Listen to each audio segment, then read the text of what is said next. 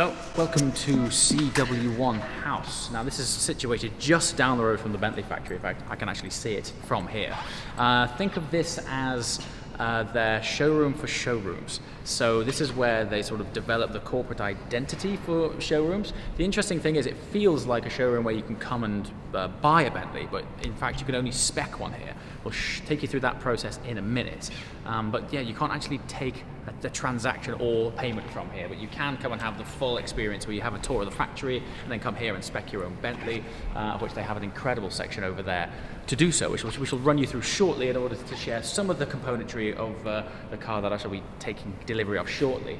But what I thought would be interesting while we're here is to show you a bit of the journey and the history of the Continental, where it's come from and where we are today. So come and check out this. So starting from day one, come and check this out. This is a 1950s R-Type Continental. You can think of this as the original car. Now what's significant about this, other than being a very special car, I think this is literally multi-millions of pounds worth of Bentley. First of all, you can see the design language of where the sort of original silhouette of the Continental started. But in the car that I'm picking up today, we have a cricket ball red interior. I'm not sure if they called it cricket ball red back in the day, but it's very similar, I mean really similar, to this shade of leather which they've used in the original car. I'm sure it doesn't smell quite as awesome as that. There's something that is so authentic about the smell of classic cars. And the patina, check out the wear on these seats. If these seats could talk, eh? 1950s, original baller car. Interesting placement of gear stick there that you have to essentially climb over as you get in the car, but it's so beautiful. And what you can see as well, and what I'll show you in a minute when we go into the spec section, is all of these gorgeous inlays of the wood, which has clearly been carried over into the new cars since day one. It's absolutely stunning. And if I close the door gently and we stand back, this is where you can see clearly the silhouette of where the Continental GT originated. Beautiful. So what I'm referring to when I talk about the iconic silhouette of what has now formed the Continental GT is two distinct design features that have originated on this car, which is this very distinct rear haunch and what Bentley referred to as the power line. Arguably, I think the DNA from this car has been translated more into the 2018 Continental GT than it was in the 2003 car. And then from here, let's go over to the car that really made a bang. So, this was the 2003 Continental GT, which was the first car that was developed from scratch by Bentley once the Volkswagen Group had got involved. What that resulted in was Bentley's first 200-mile-an-hour Grand Tourer and the basis of what has now founded that incredible twin-turbocharged W12 engine. It's a very significant car for the brand. And for me, it was when I was really starting to pay attention to Bentley, because they launched this car at the same time that I was starting to learn to drive. So for me, this was like a real aspirational car. So the notion of me collecting one from Bentley today at CW1 House down the road from the factory is kind of blowing my mind. Now I remember when this thing launched, and I remember the first time I sat in one of these cars. One of my dad's friends owned one. And I remember sitting in it thinking that the interior was from a different planet. And I don't want to take anything away from that experience now, because it's still, you know, distinctly above average. But in a minute, we're going to look in the 2018 car, which is next to it. And it is a dramatic display of just how far Bentley have evolved this platform. It's really bonkers. And then we move on to the current generation. Now, interestingly, they still share a similar platform in terms of the engine. They're both twin-turbocharged W12 6-litre engines, whereas the 2003 car had around about 550 horsepower. This has around about 630 horsepower, and they've gone from a more conventional automatic gearbox in the 2003 to an 8-speed dual-clutch box, which actually is one of my favourite features about this car. The ability to make a twin clutch gearbox work so well with so much torque in a Grand Tourer is really impressive. We'll touch more on that when we share driving experiences in the Continental, which we're collecting today.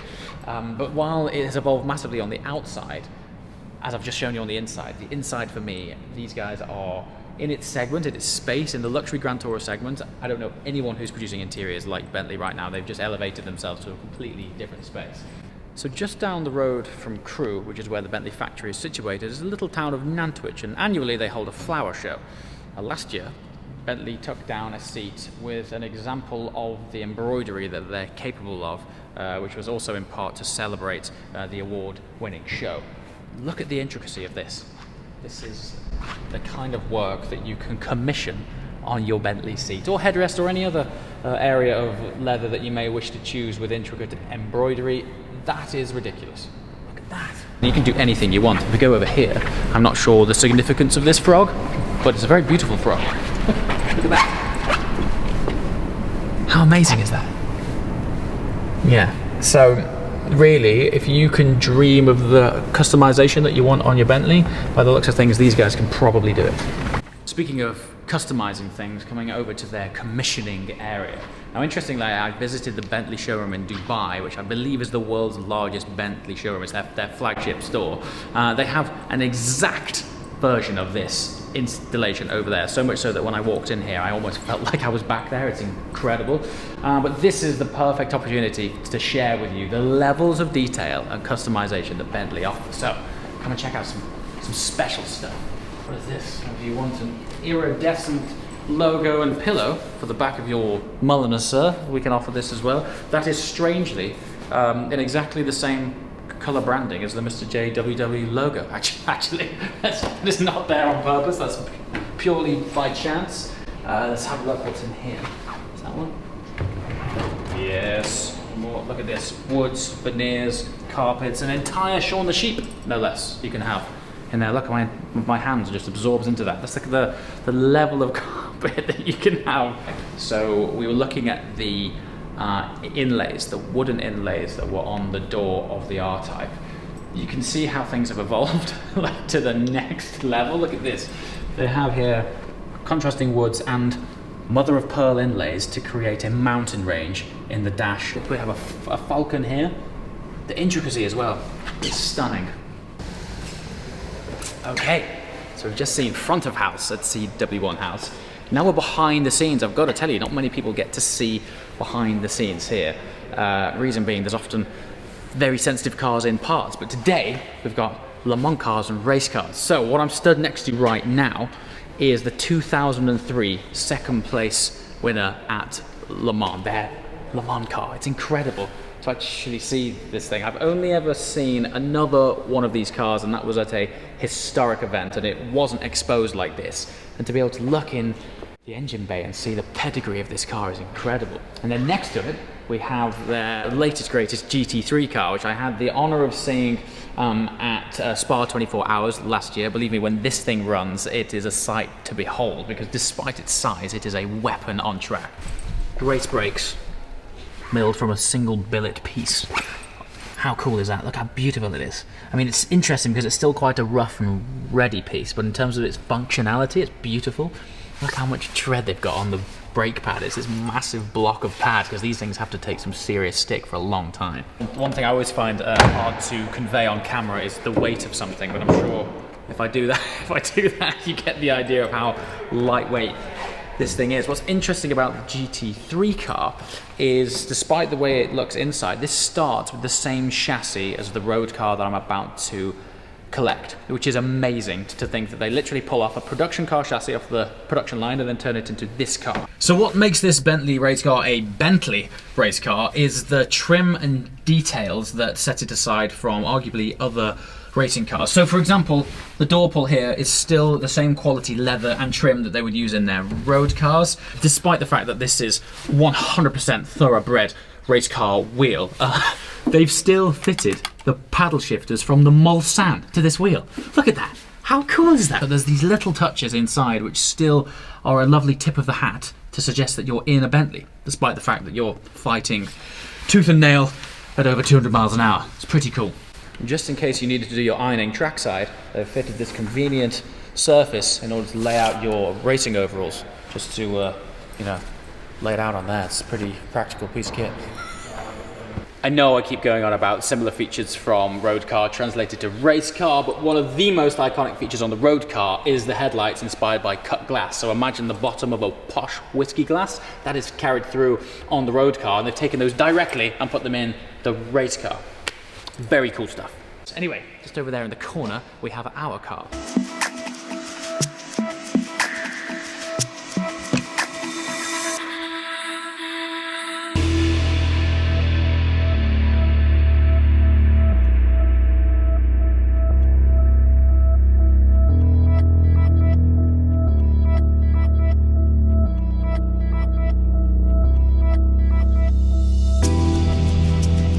There we feel it.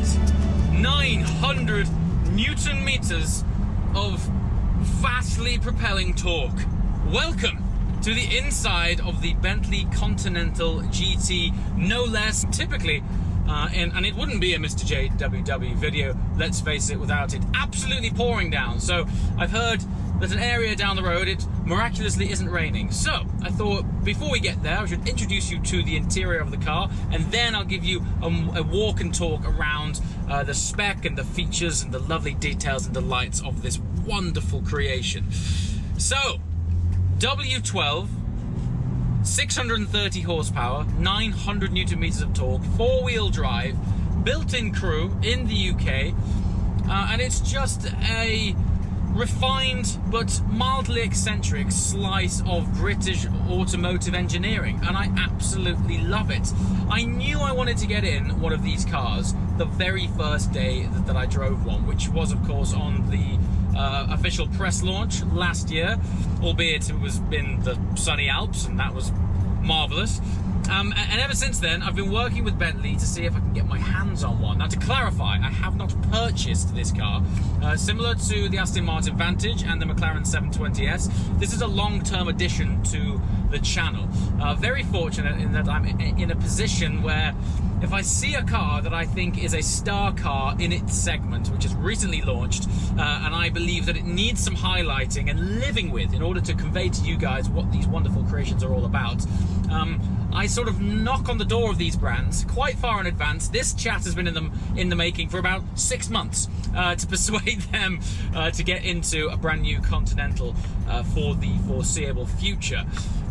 I dare say that I might end up actually getting my card out for this one. I've only had it for half an hour, and I'm absolutely in love with the overall package of this thing. But the proof, of course, is in the pudding, and the pudding is living with it for more than a few hours at a time. And of course, with this channel being predominantly focused around the drivers and driving of these cars, we shall in future highlight to you what an incredible platform this car is built on top of. Ultimately, it is such an incredible platform that, as mentioned earlier when looking around their GT3 car, they've literally taken this chassis from the production line and built a GT3 racing car on top of it.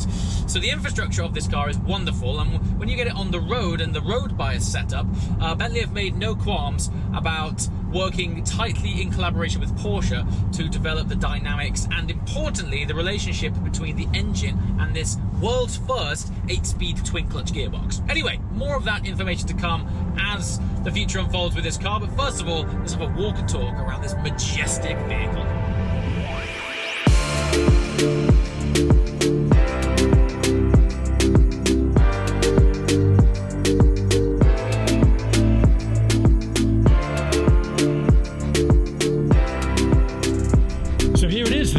Bentley Continental GT. So I'll give you a walk and talk around, but first of all I want to cover off some of the highlight specs and figures surrounding this car. So 0 to 60, 3.6 seconds. It'll go on to 207 miles per hour. Not too shabby for a car which is well over 2 tons. It also has the largest production disc brakes to ever be fitted to a road car in the world. Which is substantial, to say the least. Having said that, it definitely needs them, because with a car that's capable of doing 207 miles an hour and weighing over 2 tons, you definitely need some stopping power. The car also features Bentley Dynamic Ride, which uses 48-volt actuators to sort of control the body roll in corners. Speaking about the weight again, I know, but it does do an incredible job of disguising the mass of this thing. And actually, delivers 1300 Newton meters of torque through the electric actuators to keep that body flat, and it really is almost a miracle. This thing seems to have the effect of sort of distorting physics somewhat. First of all, it does an amazing job of disguising its speed, but the most impressive feat is definitely disguising its weight. So in actual fact, the anti-roll system has more torque than the engine itself. The engine is pushing out 900 Newton meters of torque, and the anti-roll system is pushing out 959 pounds-feet of torque. Pounds-feet! That's 1300 Newton meters. What a system, and it reacts absolutely immediately. It is almost indecipherable how this system keeps this car in check. So the colour of the car is tungsten silver. It is somewhat of a graphite metallic grey, and that is on contrasting cricket ball red interior, which I shall share with you shortly. So in each cut crystal inspired matrix headlamp, there's 82 individual LEDs. If you look closely, it really does resemble that of the bottom of a whiskey glass. It is beautifully intricate, and if you notice right in there, the knurling, which takes place on the Mulliner specification on the inside of the car, is also featured on exterior details such as the interior of the headlight clusters. It really is a beautiful thing to behold, and that design carries on the smaller outer running lights also. Moving round to the front, there's actually a subtly disguised front parking camera in the grille right there, and then symmetrically placed left and right of the air intakes are sensors here and sensors here. Now what each of those actually do is allow the optional extras such as the lane assist, the adaptive cruise control, Bentley Safeguard Plus, and even night vision. Yes, this car has night vision to help you identify anything that might surprise you in the road at night. Those two instruments on the right and left of the front of the car are constantly scanning the road and adapting the car accordingly. Now, Bentley has recently launched a sort of black pack for the Continental GT, where if you look at everything which is currently chrome on the outside of this car, you can now opt for it in black. I, however, think this is a beautiful touch. Forgive the fact that the car's dirty, despite the fact that I have just collected the car and I drove it some distance in the rain. So you'll have to forgive the undergrowth on the car. However, these are the intricacies and details of the Bentley Continental which make it so special. It's not until you get up close to it that you really appreciate how much effort goes into the things that you barely see. Look at the layers on that 12 indication there. So oftentimes the Mulliner specification of the Bentleys is associated with the interior of a car. However, you also get a metal fuel filler cap on the inside rather than a standard plastic one. Nice touches, considering that the way this thing drinks with 2 straws, you'll be interacting with that regularly. And of course, the intricacy doesn't stop there. The cut crystal inspired theme also continues on the rear lights. So just before we move on to the interior of the car, I also just want to touch on how Bentley have achieved the magnificent sculpture and ultra sharp lines of the new Continental GT. Now the camera might not be doing it justice, but this line here is so sharp. Look, that might help to see. I'm almost pinching that line out of the bodywork, and it continues down the side of the car, and this rear haunch, the definition, look at that. The definition on that haunch is so crisp and defined. Now, in order to achieve this, Bentley have used a technique called superforming. And without that, simply to create those lines and shapes would be impossible. So now might be a good time to answer just what on earth is superforming. Well, they take the aluminium panel, of which the exterior of the Continental is made from, they heat it to more than 500 degrees Celsius, and then they apply extreme air pressure to push the material into a mold. And then it's under that heat and pressure that allows them to form that shape. Okay, let's check out the inside of the car. As much as there's magic on the outside, for me, look at this interior. I'm not just saying this, I'm pretty sure I've said this before I got hold of this car. In its segment, class leading. Look at the intricacies and details of this. I shall run you through some amazing stats and figures surrounding the Mulliner specification. First of all, I'm going to hop inside because it's absolutely freezing here. And so here we are inside the Mulliner specification Bentley Continental GT. Now let me just talk about this stitching here. This situation where they've created this, dare I say it, 3D embossing through diamond stitching is an outstanding achievement just for this process alone, which runs through on the seats, the door cards, the back seats. This process consists of 310,675 stitches. That's 2.8 kilometers of thread in every Mulliner specification of car. They have really taken luxury, ripped up the rule book and said, hold my whiskey, check this out. Now, one of my favorite features of the Mulliner specification is the knurling. So you'll see here, on most of the instruments that you interact with, they have applied this knurling effect. Look down here around that dial there, and even on the drive select switch here, you'll see that sort of diamond pattern knurling which runs throughout the car. Now, one of my favorite features is actually on the inside of the door handle here. It's something that you cannot see, but as you're driving and regularly using the car, you'll see around that there's knurling with a lot of the instruments that you interact with. Now, typically, unless something's gone wrong, the door handle is the last thing that you interact with as you step out of your car. And as you put your fingers behind here, you can still feel the knurling which runs through the car. I think that is a wonderful touch. And it's almost the epitome, as simple as this seems, of what this car stands for, in that just because you can't see it doesn't mean that it doesn't count. Now, let's get a little bit of action in here and just talk about this feature, the rotating screen. This has become an iconic feature of the new Continental GT. Over 40 moving components to make this screen situation wake up and do its thing. There's actually 3 sides to this screen. So if I was to press the screen button here, you'll see it will rotate to an instrument cluster of a more conventional analog nature. And then actually when you turn the car off, so if I just knock this off right now, this will now rotate back to a completely plain piano wood polished fascia. In fact, if you look really closely at this wood, it is 2 types of wood split by this chrome inlay here. And then down here we have the drive select switch between Sport, Bentley, Comfort and Custom. Sport, as the name suggests, chassis stiffens up, throttle response increases, exhaust become a bit more fruity. Generally, if you're on a road that you really want to attack, that is amazing. Bentley mode, you can think of this as the calibration that the Bentley engineers think is most suitable for the complete driving enjoyment of this car. So that really is just Bentley's setting. You'll find yourself driving the car in that mode the most. It really is almost perfect. Comfort is one of the most dramatic displays of the adjustment of a chassis that I know of any car. You put this into Comfort and you just slip into this serene driving experience. The calibration on it is very impressive.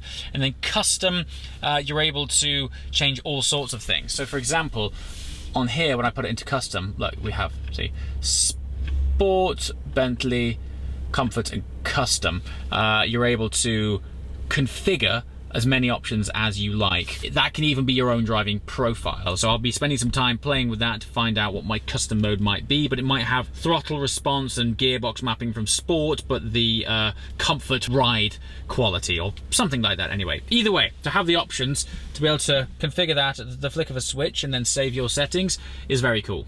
And so there we have it, the collection day of the new Continental GT. I'm absolutely honoured that Bentley have given me this car for so long.